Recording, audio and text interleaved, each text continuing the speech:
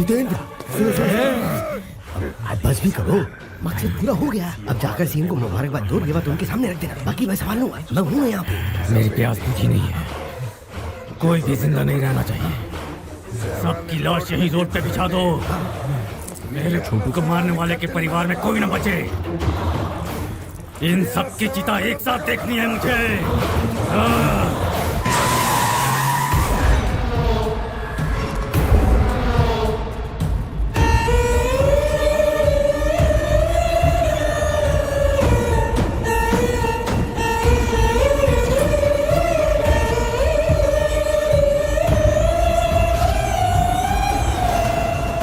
हे भगवान,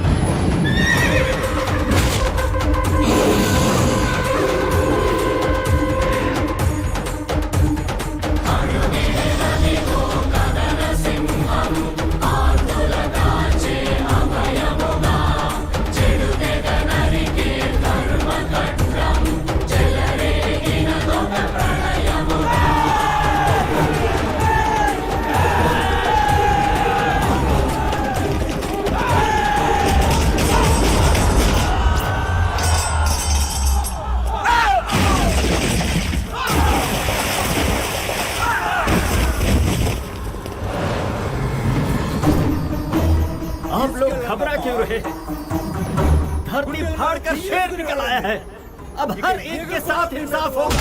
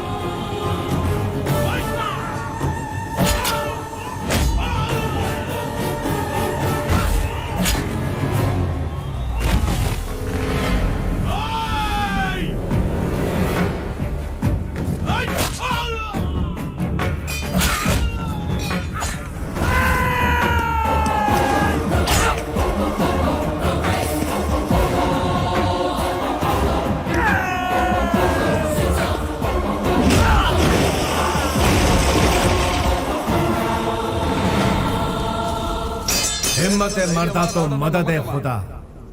क्या चाहे आसमान में रहो चाहे पाताल में, तुम्हारा पीछा नहीं छोड़ूंगा। किसी का एक बार भी बाका हुआ तो दूसरे बेटे की तरह तीसरा भी जिंदा नहीं बचेगा।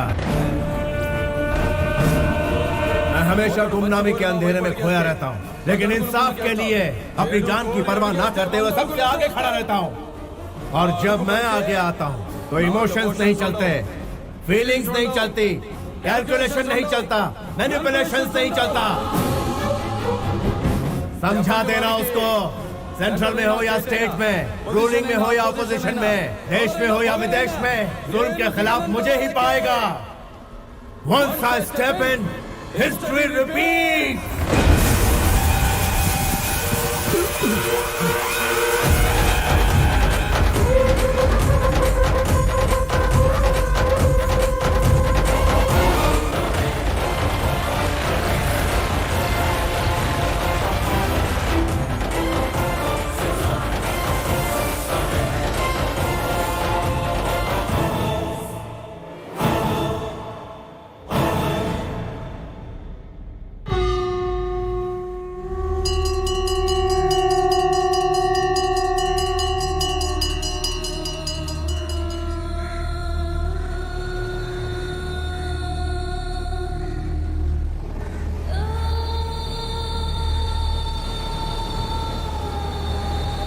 ये जो इन दो परिवारों की दुश्मनी है वर्षों पहले तुम्हारे दादाजी के जमाने से ही शुरू हुई थी बेटा।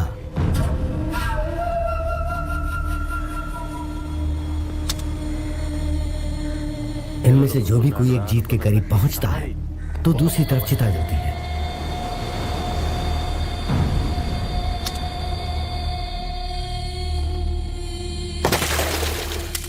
पता है पहले वाले को तो हॉस्पिटल में और दूसरे वाले को हमारे सामने बेरहमी से मारने वाला तुम्हारे पिता का दुश्मन है।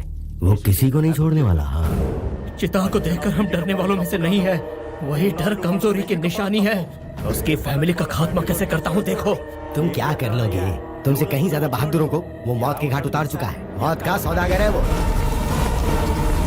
तुम्हारे दादाजी को अपने बचपन में ही मौत के घाट उतार चुका है। उसका आज तक कोई कुछ नहीं बिगाड़ पाया। उसका इतिहास इतना खौफनाक है कि मैं तुम्हें क्या बताऊं। राजनीति में अपनी पावर बढ़ाने के लिए तुम्हारे पिताजी ने बहुत कोशिश की। अपनी पूरी ताकत लगाकर वो अपने भाई को एमएलए बनाना चाहते थे।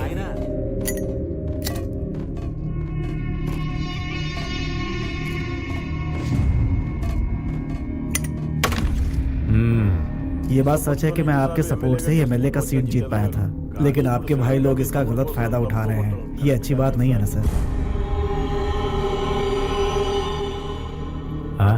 इस बार अपनी कोशिश से मैं सिर्फ 4 टिकट ही कंफर्म कर पाया और टिकट नहीं मिल पाई। कुछ एमएलए हमारा सपोर्ट नहीं कर रहे हैं सर। आखिरी वक्त में हमारे पीठ में छुरा घोंपा है।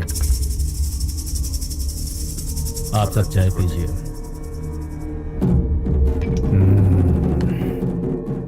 बचपन से यही सुनता आ रहा हूं। Same problem. टिकट के लिए मेरे पिताजी ने करोड़ों रुपए खर्च किए। सब लोग मतलब की बातें करते हैं।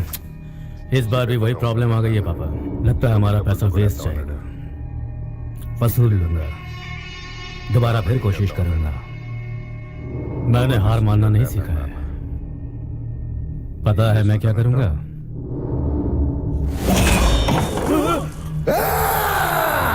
अपना मतलब निकालने के लिए तुम जैसे कमीने लोग हमारा इस्तेमाल करते हैं। Sit down! अब अगर दूसरी लाश नहीं देखना चाहते हो तो मेरा काम करो। सर हम एमएलए को समझाएंगे सर। आपका काम पूरा करेंगे सर। मैं भी पूरी कोशिश करूंगा। इन्हें जाने दो भाई, देखते हैं ये क्या कर सकते हैं। कौन कितने पानी में है पता चल जाएगा। मौत का तांडव देखना है तो बताओ, क्या मेरे भाई को